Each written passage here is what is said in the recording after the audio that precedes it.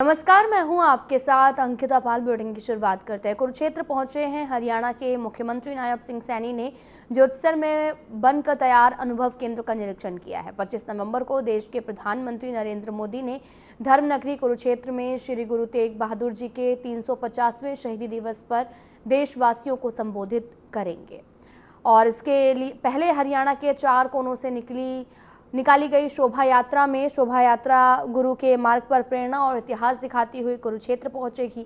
206 करोड़ रुपए की लागत से बने अनुभव केंद्र में महाभारत और भगवत गीता के संदेश को आधुनिक तकनीक से प्रस्तुत किया गया है।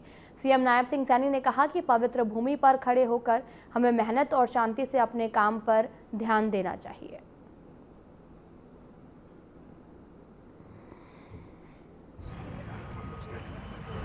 गुरु तेग बहादुर जी का 350वां शहीदी दिवस, उस उपलक्ष्य में देश के यशस्वी प्रधानमंत्री आदरणीय नरेंद्र मोदी जी, गुरु तेग बहादुर जी ने जो समाज धर्म की रक्षा के लिए महाकुर्बानी दी है और इतनी बड़ी कुर्बानी दुनिया में कहीं सुनने को या देखने को नहीं मिलती, जो गुरु तेग बहादुर जी के परिवार ने इस धर्म की रक्षा के लिए कुर्बानी दी है, जिसको हिंद की चादर भी बोलते हैं। ऐसे महान गुरु 350 उनके शहीदी के हुए हैं। 1 नवंबर से हरियाणा प्रदेश के गुरु तेग बहादुर जी को समर्पित उस इतिहास को जन जन तक पहुंचाने के लिए लगातार अलग अलग स्थानों पे कार्यक्रम चल रहे हैं। गुरु तेग बहादुर जी के उनकी याद में ब्लड डोनेशन कैंप अलग अलग जगह 350 स्थानों पे, और हर ब्लड डोनेशन कैंप में 350 लोगों ने ब्लड यूनिट वो ऐतिहासिक वो दिया है। और उसके बाद गुरु तेग बहादुर जी के इस याद में हमारी मैराथन हुई, बड़े पद्धर पर अलग अलग मैराथन भी हुई है। स्कूलों में उनकी जीवनी के ऊपर निबंध लिखे गए हैं, बच्चों ने लिखे हैं, और पेंटिंग प्रतियोगिता हुई है। पेंटिंग प्रतियोगिता के साथ साथ अन्य हमने एक लाइन उनको दी है, उस लाइन के ऊपर भी गुरु तेग बहादुर जी को उनके जीवन को समर्पित पंजाबी, हिंदी और इंग्लिश, संस्कृत, इन भाषाओं के अंदर भी अलग अलग वो बच्चों ने तैयारियां की करके उसको प्रेजेंट किया है, और उनके लिए इनाम भी रखा है। फर्स्ट, सेकंड, थर्ड वो इनाम भी देने का काम हुआ है। और हमारी 4 यात्राएं भी हरियाणा प्रदेश के अलग अलग स्थानों से चली हैं। 8 तारीख को पहली यात्रा सिरसा रोडी से चली है। उस दिन गुरु तेग बहादुर जी के नाम से चौधरी देवीलाल यूनिवर्सिटी सिरसा में उनके नाम से एक चेयर भी स्थापित की गई है, ताकि जो हमारे बच्चे युवा उसको सर्च कर सकें, उस इतिहास को जान सकें, उसके बारे में प्रेरणा ले सकें। हमने वहाँ चेयर स्थापित की है। और इसी प्रकार गुरु तेग बहादुर जी को समर्पित सेमिनार हुए हैं, अलग अलग यूनिवर्सिटीज के अंदर सेमिनार भी किए हैं। और फिर फरीदाबाद से वो यात्रा पंचकुला पिंजौर से यात्रा शुरू हुई 14 तारीख, वहाँ से शुरू हुई है। और वहाँ पर गुरु तेग बहादुर जी के नाम से जो अंबाला गवर्नमेंट पॉलिटेक्निकल है, उसका नाम गुरु तेग बहादुर जी के नाम से करने का निर्णय किया गया। और फिर फरीदाबाद से यात्रा शुरू हुई, और 18 तारीख को यमुनानगर सढौरा से बाबा बंदा सिंह बहादुर जिस पवित्र गुरुद्वारे के अंदर उन्होंने जिसका निर्माण किया, और वहाँ पर रह करके जो शिक्षाएं जो समाज धर्म के लिए उन्होंने कार्य किया है, उस पवित्र गुरुद्वारा से वो यात्रा प्रारंभ हुई और उस दिन गुरु तेग बहादुर जी के नाम से एक वन वहाँ पर लगाया गया। उस दिन 350 बच्चों ने एक समय में उसमें पौधारोपण भी किया और लगभग 35 एकड़ के अंदर वो वन गुरु तेग बहादुर जी के नाम से लगा है। और उसी दिन वहीं पर एक एग्रीकल्चर महाविद्यालय गुरु तेग बहादुर जी के नाम से, उसकी भी अनाउंसमेंट हमने की है। गुरु तेग बहादुर जी एक ऐसा महान व्यक्तित्व, और इसके साथ साथ हमने इसी कड़ी के अंदर एक बड़ा कार्यक्रम बड़ खालसा, जहां पर दादा खुशहाल सिंह दैया जिन्होंने एक बड़ी कुर्बानी दी, वहां पर भी एक बड़ा कार्यक्रम का आयोजन उनकी याद के अंदर हुआ है। मैं आगे जाऊँ।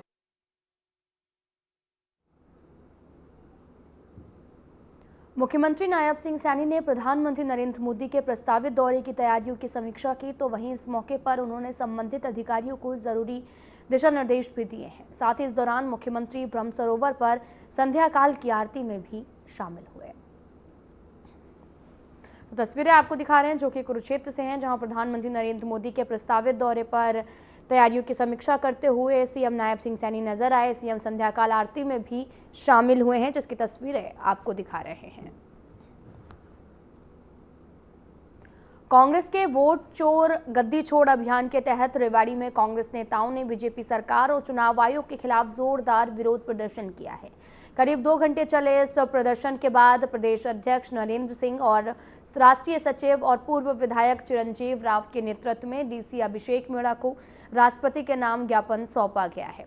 इस दौरान सांसद दीपेंद्र हुड्डा, राव नरेंद्र और चिरंजीव राव सहित नेताओं ने आरोप लगाते हुए कहा कि बीजेपी चुनाव आयोग की मिलीभगत से वोट चोरी कर सत्ता हासिल कर रही है, मतदाता सूची में गड़बड़ी की जा रही है और पैसे और सोशल मीडिया के दुरुपयोग से चुनाव प्रभावित किए जा रहे हैं। नेताओं ने दावा ये भी किया कि हरियाणा, महाराष्ट्र और बिहार में भी वोट चोरी जैसे घटनाएं जो हैं वो सामने आ रही हैं और 14 दिसंबर को दिल्ली के रामलीला मैदान में इस मुद्दे पर बड़ी रैली कर लोकतंत्र की रक्षा की आवाज बुलंद की जाएगी।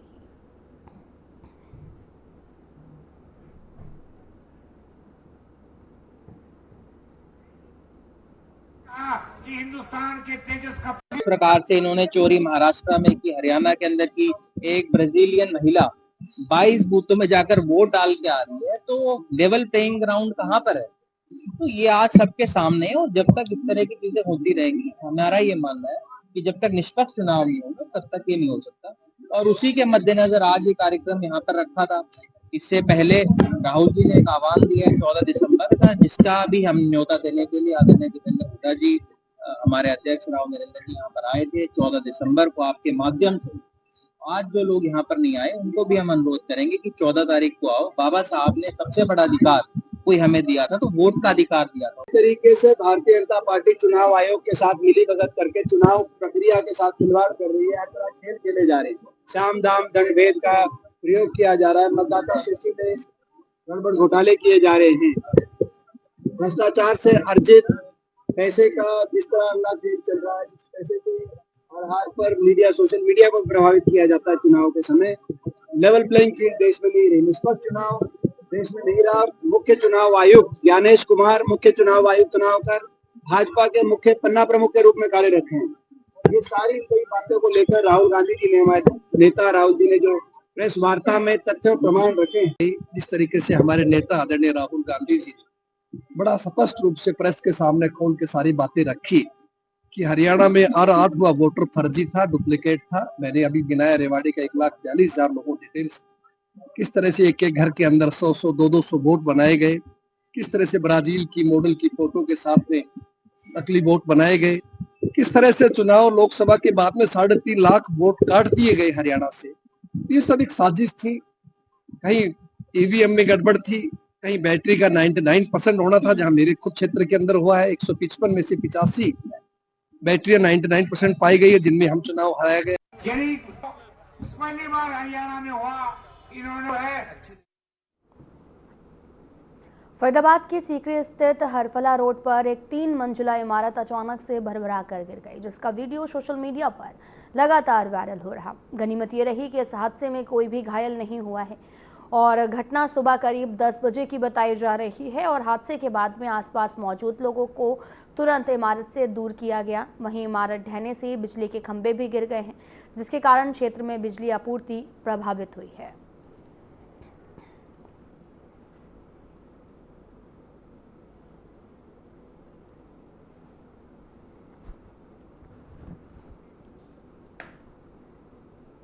पिहोवा में स्टेट हाईवे 6 पर मुकीमपुरा गांव के पास में बाइक सवार 2 दोस्तों को किसी अज्ञात वाहन ने कुचल दिया है, जिससे उनकी मौके पर मौत हो गई है। मृतकों की पहचान आलोक कुमार और गोलू के रूप में हुई है, जो पिहोवा से कुरुक्षेत्र जा रहे थे। दोनों कुरुक्षेत्र के सेंटर में पीटीई का कोर्स कर रहे थे। सूचना मिलने पर पहुंची पुलिस ने शवों को पोस्टमार्टम के लिए भेज दिया है और घटना की जाँच शुरू कर दी गई है।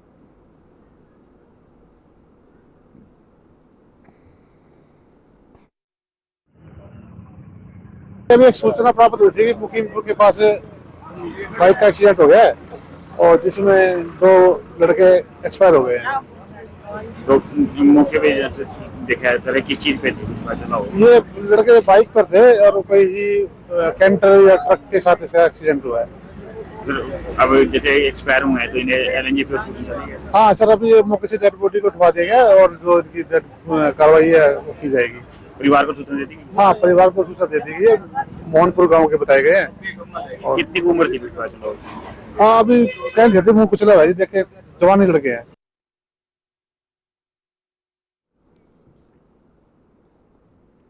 पिहोवा के स्टेट बैंक ऑफ इंडिया की ब्रांच के करेंसी चेक से 40 लाख रुपए के नोट के बंडल गायब हो गए हैं। इसमें बैंक के ही 2 कर्मियों पर बंडल गायब करने का आरोप लगा है।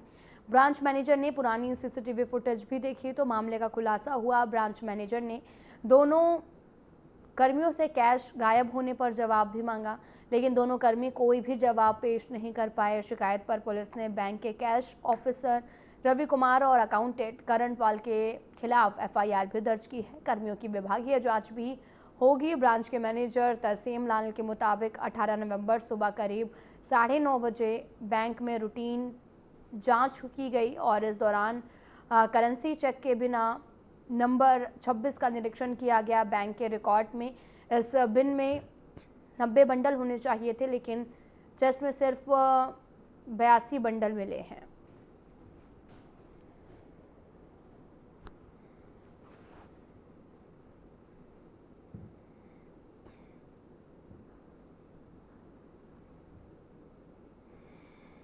मैनेजर हैं, उनसे एक दरखास्त प्राप्त हुई है जिसमें उन्होंने बताया है कि जो उनके बैंक में करेंसी चेस्ट रूम है वहाँ से 40 लाख रुपए का हेरफेर हुआ है।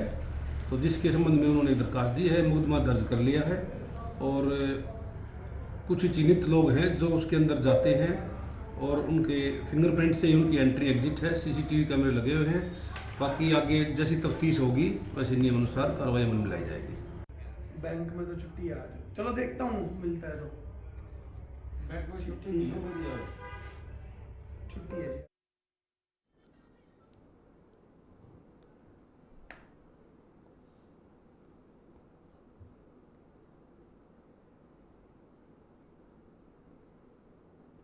किला थाना से मात्र 700 मीटर दूर स्थित 7:45 बजे 3 बदमाश दुल्हन के शगुन का बैग लेकर भाग गए हैं और बैग में दुल्हन मनीषा के लिए दूल्हा पक्ष की ओर से दिए गए सोने के गहनों में मांग टीका, गले का सेट, कंगन, अंगूठी, बालियों के साथ पाजेब भी शामिल थे। साथ ही आपको बताते चले कि दुल्हन के पिता की 70,000 की नकदी भी थी। वारदात की सूचना पर तीनों सीआईए और शहर थाना पुलिस मौके पर पहुंची, आरोपियों की तलाश में जुट गई है। साथ ही हलवाई हट्टा निवासी सुशील वर्मा ने बताया कि शनिवार को बेटी मनीषा की शादी है। मामले की जानकारी देते हुए डीएसपी राजवीर ने बताया कि वारदात की सूचना मिलते ही शहर थाना पुलिस और तीनों सीआईए की टीम मौके पर पहुंच गई है। पुलिस को एक सीसीटीवी कैमरे में इस धुंधली फुटेज भी मिली है जिसमें बाइक सवार बदमाश भागते हुए नजर आ रहा। पुलिस आसपास के कैमरों की फुटेज भी चेक कर रही है और वहीं टेम्पो ट्रैवल चालक से भी पूछताछ की जा रही है। साथ ही डीएसपी ने यह भी कहा कि परिजनों की तरफ से शिकायत मिली है, जिसके आधार पर कार्रवाई शुरू कर दी गई है। पुलिस की टीम आरोपियों की धरपकड़ में जुट गई है और जल्द ही आरोपी पुलिस की गिरफ्त में होंगे। दो बंदे लग रहे हैं, ये तीन है, एक आगे है, एक बीच में। जैसे ही हमने सूचना मिली इस संबंध में कि कैसे वारदात हो गई है कि परिजन अपना सगन का लेकर के सामान यहाँ पे आए थे, तो वहां पर उनके साथ ये वारदात हो गई। हमने जैसे ही वारदात की सूचना मिली तुरंत हमने मौके पर वहां पर पुलिस टीम गई है और सीआई भी वहां पे चली गई थे। उसके बाद परिजनों की दरखास्त के ऊपर हमने उनके खिलाफ मुकदमा दर्ज कर दिया है। मुकदमा दर्ज करने के बाद हमारे माननीय पुलिस अधीक्षक श्री भूपेंद्र सिंह के नेतृत्व में तीनों टीम, सीआईए की तीनों टीम और पुलिस के थाने की एक विशेष टीम बना करके उनके सीसीटीवी कैमरे खंगाले जा रहे हैं। नहीं, दो बंदे लग रहे हैं, ये तीन है, एक आगे है। जुलाना क्षेत्र के लजवाना खुर्द गांव में समाज के लिए प्रेरणादायक मिसाल पेश करते हुए गांव निवासी होमगार्ड दीपक और उनकी पत्नी संगीता ने एक नवजात बच्ची को गोद लेकर बेटी बचाओ बेटी पढ़ाओ का संदेश दिया है और साथ ही बच्चे के स्वागत में परिवार ने ढोल नगाड़ों के साथ खुशी मनाई है। पारंपरिक रीति रिवाजों के तहत कुआ पूजन भी किया गया और महिलाओं ने मंगल गीत गाकर उसे सौभाग्य का प्रतीक बताया। इसके बाद पूरे गांव के लिए भोज का आयोजन किया गया है। दीपक ने कहा कि बेटियां घर में खुशियां लेकर आती हैं और समाज में बेटियों के सम्मान और समान अधिकारों को लेकर सोच बदलने की आवश्यकता है।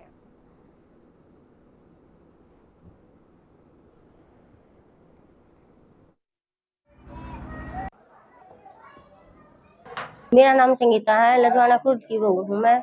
मैंने भांजे पे एक लड़की गोद ली है। मेरे पास दो लड़के थे पहले, खुशी में लड़की ली है। मेरे को जलवा पूजन करूंगी बहुत खुशी से, अच्छी बहुत खुशी से करूंगी। बहुत खुशी है जी, इतनी बहुत ज्यादा खुशी है हमें। तो लड़की को गर्भ में मरवा देते उन लोगों को क्या कहना चाहिए? ये जमा गलत है ना। बच्चों लड़की से कम नहीं है, ठीक है ना। पढ़ा लिखे के लड़के से बहुत ज्यादा आगे निकल रही हैं और बड़े बड़े अफसर, बड़े बड़े नौकरी लग रही हैं। ये हम तो यही प्रार्थना करके कहते हैं, भाई बेटी को पढ़ाओ लिखाओ, पेट में मत भरवाओ।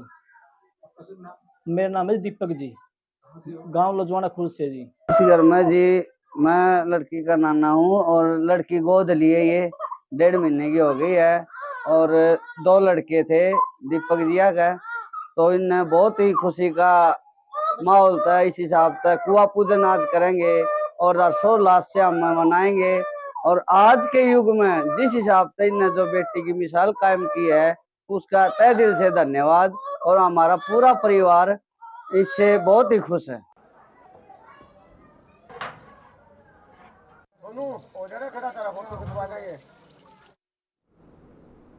नारनौल से एक चौंकाने वाली खबर सामने आई, जहां पर बच्चों को स्कूल ले जा रही बस पर बदमाशों ने बीच सड़क पर हमला कर दिया है। बोलेरो गाड़ी अड़ाकर बस को रोका गया और ड्राइवर को पिस्टल दिखाकर धमकाया गया कि वह इस रूट पर बस न लेकर आएं। इस अचानक हुई वारदात से बस में मौजूद करीब 20 बच्चे सहम गए हैं। स्कूल प्रिंसिपल ने एसपी को शिकायत देकर बच्चे की सुरक्षा बढ़ाने की मांग की है। पुलिस ने मामले की गंभीरता को देखते हुए तुरंत कार्रवाई की है और 2 बदमाशों को गिरफ्तार भी कर लिया है। तो फिलहाल राहत की बात यह भी है कि बच्चे सुरक्षित हैं और आरोपी पुलिस की गिरफ्त में है, लेकिन इस घटना ने अभिभावकों और स्कूल प्रशासन की चिंता जरूर बढ़ा दी है। साथ ही आने वाले दिनों में इस रूट पर पुलिस की गश्त और सुरक्षा बढ़ाए जाने की संभावना है।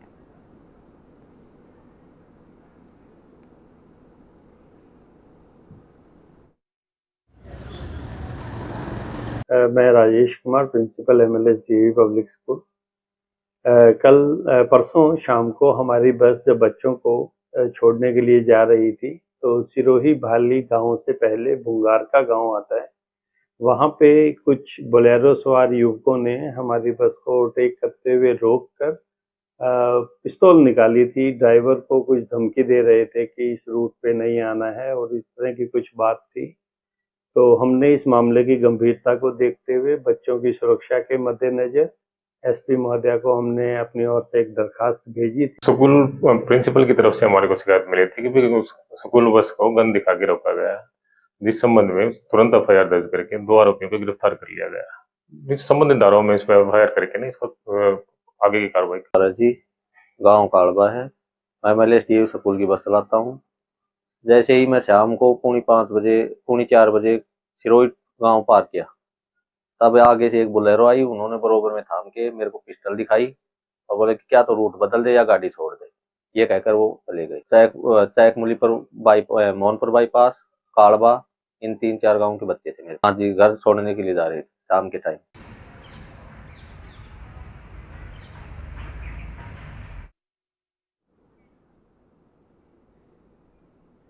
महनगढ़ में नशा तस्करों पर शिकंजा कसने के लिए पुलिस ने विशेष चेकिंग अभियान चलाया। पुलिस अधीक्षक महेंद्रगढ़ के निर्देश पर सुबह 3 विशेष टीमों का गठन किया गया, जिनके साथ हथियारबंद कमांडो जवान भी शामिल रहे और टीमों ने पहले से चिन्हांकित संदिग्ध ठिकानों पर दबिश दी और घरों की गहन तलाशी ली गई। सर्च अभियान के दौरान पुलिस ने कुछ संदिग्ध वाहनों को कब्जे में लिया है, जिनकी जाँच की जा रही है और इसमें एक संदिग्ध बाइक भी शामिल है, जिस पर कार्रवाई जारी है।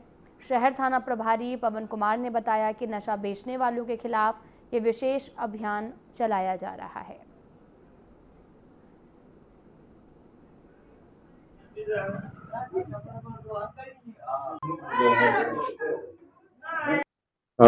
माननीय पुलिस अधीक्षक महोदय महेंद्रगढ़ के दिशा निर्देशानुसार नशे बेचने वालों के खिलाफ अभियान चलाया जाए, चेकिंग अभियान चलाया जाए, जिसके 7 जगहों पर 3 टीमें बनाकर संदिग्ध जगहों की तलाशी ली गई। वह कमांडो फोर्स के साथ अभियान चलाया गया। तो सर उसमें कोई बाइक भी बरामद की गई है? हाँ, संदिग्ध वाहन एक बाइक बरामद की गई है, जिसकी कार्रवाई जारी। आमजन से क्या अपील करेंगे आप? आमजन से यही है अपील है कि नशा करने वालों व नशा बेचने वालों के बारे में सूचना दी जाए, जिनकी सूचना को गुप्त रखा जाए।